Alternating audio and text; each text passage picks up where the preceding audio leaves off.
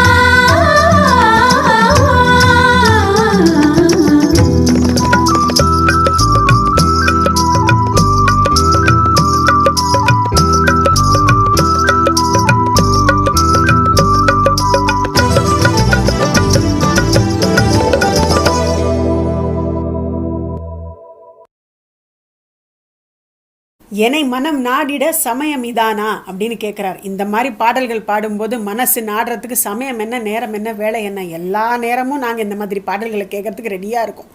இந்த மாதிரி காவிய பாடல்கள் இருக்கிற வரைக்கும் தமிழ் திரையிசை உலகத்தோட சரித்திரம் என்னன்னைக்கும் நிலச்சி நிற்கும். ஆனால் நம்ம மறந்துடக்கூடாது. அதுக்கு தான் இந்த மாதிரி கியூஎஃப்ஆரில் இதெல்லாம் தோண்டி தோண்டி போட்டுக்கிட்டு இருக்கோம்.